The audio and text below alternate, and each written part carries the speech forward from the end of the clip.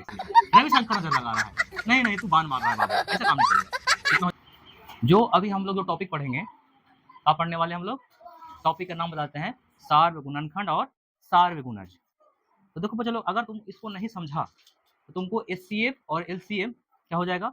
समस्या हो जाएगा पढ़ने में। क्या हो जाएगा? समस्या हो जाएगा। तो इसको जब तक हम बढ़िया से नहीं सीखेंगे तब तक एचसीएफ एलसीएम को समझने में क्या होगा? दिक्कत होगा। खास करके तुम्हारा एचसीएफ मतलब क्या होता है?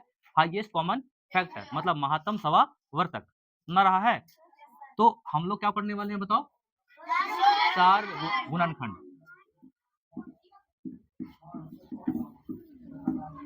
सार्व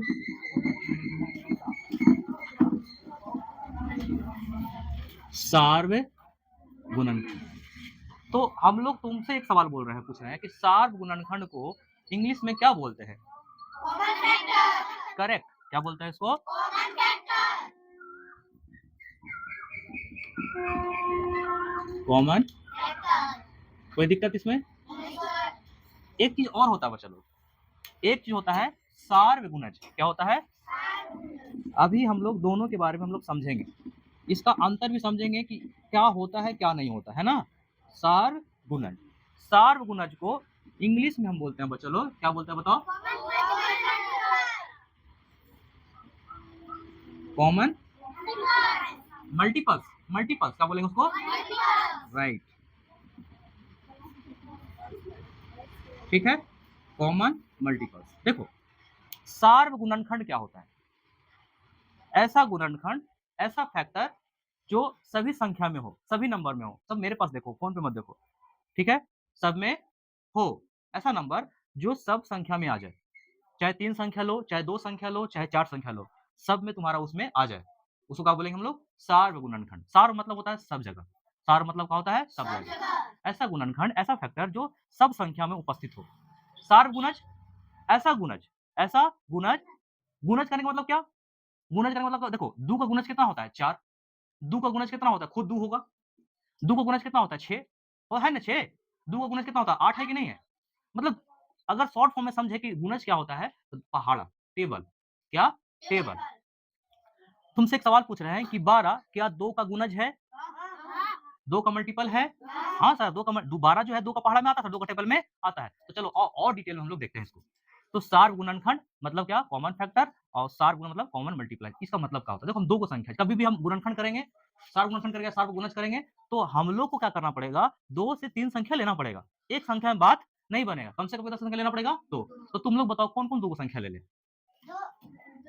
कोई बड़ा बताओ, कोई बड़ा। 12 16 लेते हैं, 12 16, 12 16 कि 12 15 ले? 12 15, ठीक है, 12 15 ले लेते हैं कि 12 24? 12 24 ठीक है, 12 24 ठीक है, करेक्ट करेक्ट, 12 24। तो देखो ये तुम्हारा हो गया 12, ये कितना हो गया? 24। तो गुणनखंड मतलब क्या होता है? जो गुना किए उसको आप खंड खंड में तोड़ना है। क्या करना है? तोड़ना है। जैसे देखो 2 गुने 2 क्या हुआ? 4। 2 गुने 2 क्या हो गया? 4। तो इसको बोलेंगे हम लोग क्या? इधर से जाएगा तो बोलेंगे गुना, इसको बोलेंगे क्या बोलेंगे? गुना बोलेंगे। अगर 4 को तोड़ेंगे ना तो इसको बोलेंगे हम लोग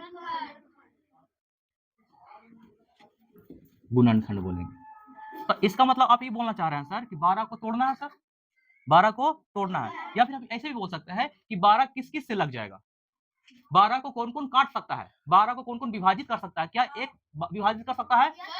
हाँ सर, एक विभाजित कर सकता है सर। 2 3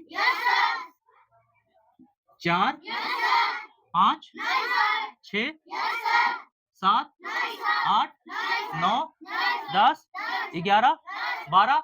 यस सर, 12 खुद से विभाजित हो जाएगा। हम तुम लोग क्या सिखा रहे हैं? सार गुणनखंड मतलब कॉमन फैक्टर, मतलब जो दोनों में हो। सार मतलब क्या होता है? सब में, सभी जगह। क्या? सभी जगह।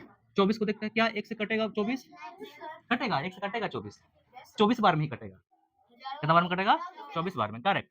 2 से कटेगा सर, 2 से भागा ला के देख लो, कटेगा। 3 से, 3 का पढ़ना 24 आता है सर। 4 से, 5 से, 6 से, हाँ 6 से कटेगा। 7 से, 8 से, नहीं तुम बोलते गलत बोलते, 8 से कटेगा 24, 8 3 की 24, तो यहाँ पे आ जाएगा 8 से कटेगा। 9 से, 10 से, 11 से, 12 से, और खुद कटेगा ये 24 से। खुद किसे कटेगा? हम तुम लोगों के एग्जाम्पल से, उदाहरण के सहायता से के सिखा रहे हैं कि सार गुणनखंड क्या होता है। सार अब थोड़ी देर पहले क्या होता है? सब जगह। तो ऐसा संख्या ढूंढो जो दोनों में तुमको मिले। तुम लोग बताओ। नहीं, आराम आराम से एक बच्चे से पूछते हैं। तू बताओ रितिका, कौन कौन संख्या मैच कर रहा है बताओ।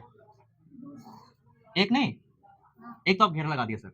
2 हो रहा है, और 3, और 4, और 6, और 12। तो इसका मतलब ये हुआ, हम कैसे लिखेंगे सर? सार्वगुणनखंड। क्या लिखेंगे यहाँ पे? सार्वगुणनखंड कौन कौन संख्या होगा? 1 हो गया, फिर कितना हो जाएगा? 2 हो गया, फिर कितना हो जाएगा? फिर कितना हो जाएगा? फिर कितना हो जाएगा?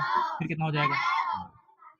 तो ऐसा संख्या, मतलब ऐसा गुणनखंड जो दोनों में का हो, विद्यमान हो, जो दोनों, बैठ जाओ रितिका, जो दोनों में का हो, विद्यमान हो। तो देखो देखो है ना, 1 2 3 4 6 12 दोनों का है विद्यमान। अब समझिए गुणज क्या होता है सर। सार गुणज, इधर आयुष, इधर ध्यान दो। सार गुणज क्या होता है सर? तो सार गुणज क्या होता है? ऐसा गुणज जो सब में हो, ऐसा गुणज जो सब में हो। तो आ जाओ, इसी का हम एग्जाम्पल ले लें कि कोई अलग एग्जाम्पल, नॉर्मल संख्या लेते ताकि तुमको समझ में आ जाए। नॉर्मल संख्या तुमको समझ में आ जाता है। तो मान को ले कितना ले लेते हैं? 8 और 12 ले लें। ठीक है, 8 और 12 ले लेते हैं। 8 हम ले लेते हैं, और कुछ नहीं करना, इसमें टेबल गिनना शुरू कर दो। इसमें टेबल गिनना शुरू कर दो। तो कितना हो जाएगा? 8 16। गुणज मतलब यही होता है, पहले 1 से गुना करो, 2 से गुना करो, 3 से गुना करो, 4 से गुना करो, तो कितना हो जाएगा? 24। फिर कितना हो जाएगा? 32। अब देखो इसमें सवाल बताया क्या बोलेगा? प्रथम 3 गुणज, प्रथम 3 गुणज। क्या बोलेगा सवाल में? प्रथम 3 गुणज। तो 3 संख्या तक जाएंगे हम। बोलेगा प्रथम 4 गुणज, तो 4 संख्या तक हम मान के चलो कि 3 संख्या तक जाना है। कितना तक जाना है? तुम्हारा जो प्रश्नावली जो है कितना है? 4.2 जो है, तो वो क्या है? वो बोला 3 गुणज तक, प्रथम 3 गुणज तक। तो हम 3 गुणज तक चलते हैं। लो, 3 संख्या तो यहीं तक जाएगा ना, गुणज मतलब कितना? 3 गुणज तक। तो 3 संख्या तक जाएंगे हम लोग। क्या संख्या तक जाएंगे? 3 संख्या तक। अब बोल रहा है 24, 12 बोल रहा है, तो 12 एकम 12, 12 दूना 24, 12 तिया 36। अब ढूंढो कि ऐसा कौन संख्या है, ऐसा कौन संख्या है जो दोनों में मिल रहा है। करेक्ट। तो ये जो 24 है तुम्हारा दोनों में मिल रहा है। तो अगर इसका हम आंसर लिखना चाहेंगे तो लिखेंगे कि 8 और 12 का, क्या? 8 और 12 का, हिंदी में लिख सकता, कोई दिक्कत नहीं। 8 और 12 का सार्व जो गुणज होगा, क्या होगा भाई? सार्व गुणज कितना हो जाएगा भाई? सॉरी, मिस्टेक हमसे लिखा दो। कितना हो जाएगा? देखो फिर मिस्टेक से लिखा। रविशंकर नजर लगा रहा है। नहीं नहीं, तू बान मार रहा है बाबू, ऐसा काम नहीं चलेगा। कितना हो जाएगा? क्या हम लोग को समझ में आया? इसमें कोई दिक्कत है? तो अभी हम लोग समझे कि सार गुणनखंड क्या होता है, सार गुणज क्या होता है। क्या अगर इसको नहीं समझते तो क्या हम लोग एचसीएफ समझ में आएगा? एलसीएम समझ में आएगा? नहीं सर। तो भाई इसको समझना बहुत जरूरी है। अगर ये नहीं समझोगे तो एचसीएफ तो समझ में नहीं आएगा। तो समझने वाली बात है। तो इसको फ्रेश कॉपी में आप लोग क्या कर लीजिए, उतार लीजिए। और आपको वीडियो कैसा लगा? अगर अच्छा लगा होगा तो लाइक, कमेंट और शेयर कर दीजिएगा। ठीक है, बाय।